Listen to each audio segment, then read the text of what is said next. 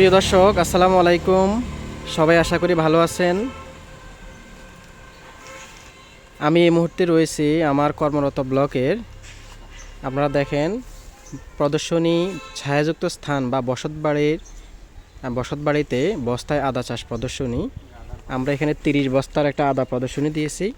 এর পূর্বে আমরা বস্তায় আদা চাষের কিভাবে মাটি প্রস্তুত করা লাগে সেই বিষয়ে কিন্তু আমরা বিস্তারিত বর্ণনা আপনাদেরকে দিয়েছি।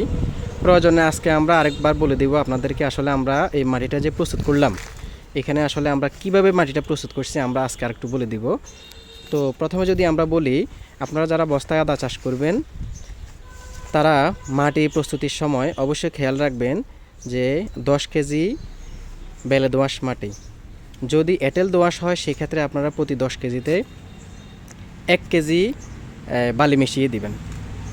দ্বিতীয় হচ্ছে 5 কেজি শুকনো গোবর, 1 কেজি বার্মি কম্পোস্ট, 1 কেজি ছাই, 1 কেজি কাঠের গুঁড়ো, 20 গ্রাম টিএসপি, 15 গ্রাম এমওপি, 10 গ্রাম জিপসাম, 5 গ্রাম বোরন, 5 গ্রাম দস্তা, 5 গ্রাম ব্লিচিং পাউডার, হ্যাঁ, এবং 10 গ্রাম দানাদার কীটনাশক।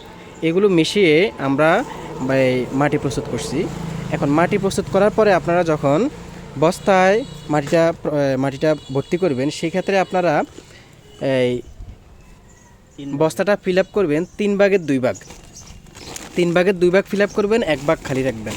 আর বস্তাটা যখন আপনারা মাটিটা ভরাট করবেন, সেক্ষেত্রে আপনারা বস্তার নিচে কিছু ইটের কংক্রিট অথবা নারিকেলের খোয়া দিয়ে দিবেন, যাতে এখানে অতিরিক্ত পানি পড়লে পানিটা যাতে এখানে আবদ্ধ না থাকে, হ্যাঁ, পানিটা যাতে খুব সুন্দরভাবে অপসারণ হয়ে যায়। সেক্ষেত্রে আপনারা নিচে কিছু ছিদ্র করে দিতে পারেন।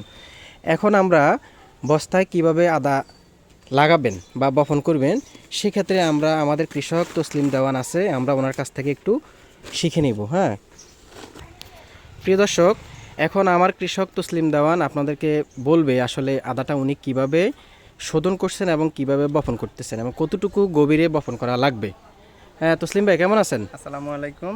জি ভালো আছি, আপনি ভালো আছেন? জি আছি ভালো। আপনি একটু দর্শকদেরকে যদি একটু বলে দিতেন যে আসলে আদাটা কিভাবে করছেন, শোধন করছেন এবং কতটুকু মাটির গভীরে এটা বপন করবেন, সেই বিষয়ে একটু দর্শকদেরকে একটু বলেন। শোধন করার ক্ষেত্রে কার্বনডাজিম গ্রুপের যে কোনো ছত্রাকনাশক দিয়ে প্রতি লিটারে 3 গ্রাম হারে জি দিয়ে এটা 15 থেকে 20 মিনিট শোধন করে নিতে হবে পানির সাথে জি জি। মিশিয়ে। তারপরে 50 গ্রামের 2 টুকরো বস্তার মধ্যে। এখানে আছে 50 গ্রামের 50 গ্রাম পিসে।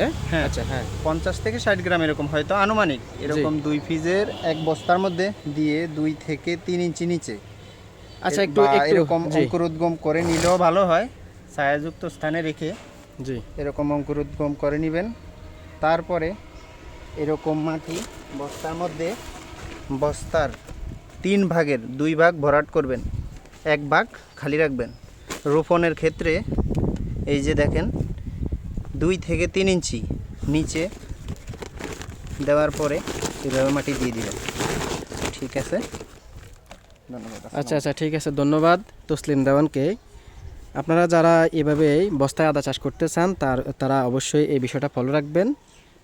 হ্যাঁ, অর্থাৎ 2 থেকে 3 ইঞ্চি, অর্থাৎ আপনি 50 গ্রাম ওজনের 2 পিস আপনারা বীজ আদা ব্যবহার করবেন। ঠিক আছে, তো এর বাইরে কোনো প্রশ্ন থাকলে অবশ্যই আপনারা আমাদেরকে আমাদের কমেন্টস বক্সে আপনারা প্রশ্ন করবেন, আমরা ইনশাল্লাহ উত্তর দেওয়ার চেষ্টা করব।